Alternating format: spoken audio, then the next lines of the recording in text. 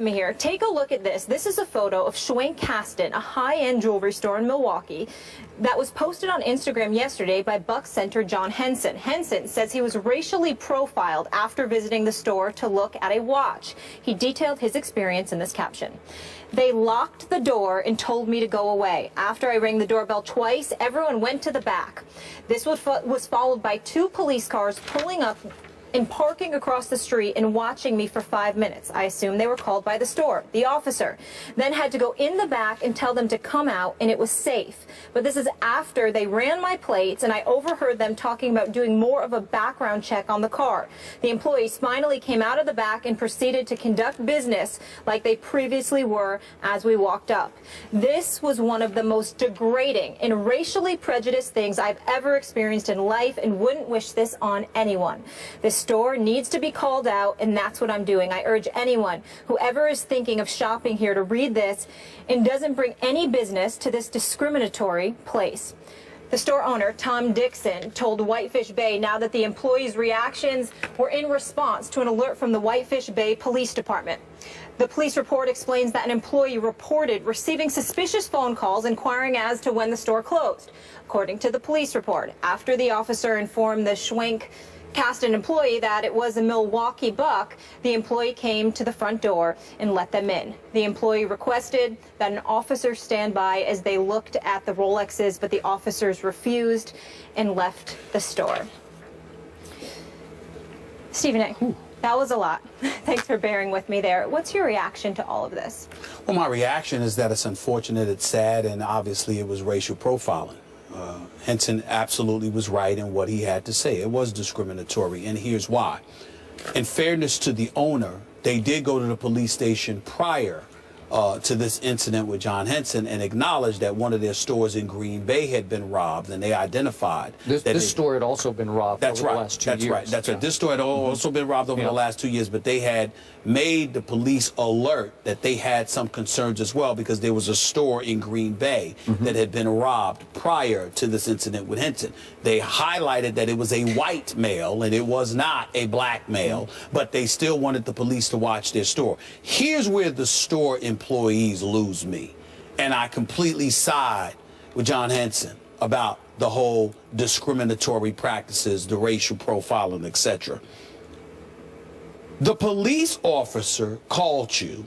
You come to open the jewelry store because you've been given the okay by the police that there's nothing to be concerned about with this particular customer. He's identified as a member of the Milwaukee Bucks. And even after that identification has taken place and you unlock the door to let him in, you still ask the police officer to stay, even though it's clear now that this guy is a member of the Milwaukee Bucks. Why would you feel the need to do that? I don't understand that. I don't get that. And so for me, I'm not trying to sit there and say that they don't have legitimate concerns, especially if their store has been robbed on several occasions over the previous 2 years. And certainly if the owner went and identified to the police that one of their stores in Green Bay had recently been vandalized by or robbed by a white person, obviously we're talking about business. We're talking about protecting yourself. We're not talking about just highlighting and profiling black males as a reason to be concerned. But when Henson is introduced as a member of the Bucks and the police tells you to come open a door and you do so and you know he's a member of the Bucks, but you still insist to the police officer that the police officer stays and the police officer has to ignore you and leave, now we got a different kind of problem, because now it speaks to even in the aftermath of the player being identified for who he is, you still act like you have a reason to be concerned. It's similar, let me just say this last point, it's similar to a black person, suited down, suit and tie, doesn't look like he's trying to confront you in any possible fashion. It could be on a sidewalk, it could be in an elevator, it could be in a supermarket where you feel the need to clutch your purse. I am in no position to tell you definitively what is in somebody's heart or mind. What I can speak to, however, is what situation black males consistently find themselves in. And I would say that's unfortunate. I just need to clarify that the jewelry store is not in Milwaukee. It's in a suburb of Milwaukee. That's right. Just 5 minutes north. Yep. But, Yes, it's just 5 minutes north. okay. As you know, in our time together on the show, anytime there's been an incident that screamed racial profiling, I'm the first to jump up with you and say, that is so out of bounds. Absolutely. That is profiling. Sure. We've had a number of those. Sure. I'm not sure this qualifies because I'm not reading the story quite the way you read it. Sure. Okay, now we have to go back through the details here from the police report. And I'm going to have to take this to the bank, so to speak. Go ahead. So, I got it right in front of me. Okay. Go ahead. All right. So the store had received suspicious phone calls on 2 straight days from voices that sounded like they were asking, what time do you close? As if they're trying to find out what's the best time to hit you right before you close or just after you close. And they decided on this day in question to close a little early because they called the police and said, we're starting to get a little nervous over here. So the police car, an unmarked car, comes and sits out in front of this jewelry store as they close at 5 instead of the usual 5:30. So they turn off the lights. Yeah. And unfortunately for John Henson and his buddies, they roll up right at that wrong place, wrong time moment of 4:58, according to the police report, and get out and try to go into a store that is closing, okay, where the lights have been turned off. This is why I'm reading the police report, so I'm not trying to defend one side or the other. And the great irony here is the manager of the store, who was not there at this time, says he knows John Henson and he's come to the store and been a good customer for them. So, again, this is almost a comedy of errors, if you will, though it's very sad what happened. Okay, so the police, the unmarked car is already out in front, and they're watching this other car roll up with dealer plates on it because John Henson has a deal with the dealership. But if you know the cop side of it, they would think it could be a stolen plate. Absolutely. Okay, Stolen plates, but some of them are. Yeah, because some of them are. So they don't know. So my point to you is, it would seem to me that after this store has been robbed several times in the past, that if 4 white guys had gotten out, 4 young white, or it wouldn't matter what age they were, and rolled up on a door that had just been locked and closed, I would think the police would have been equally suspicious. That's just me, given this circumstance. I'm not saying you're out of bounds or wrong with your thoughts. You're not leaping to conclusion, because usually, almost always, you're right about this. I'm not sure this falls into profiling. I'm not sure. What I'm saying to you, Skip Bayless, is that I read the report as well. I dissected it the way that you did. I gathered what you gathered. But I referred or deferred to the last line, to the last paragraph, rather, in the police report for a reason.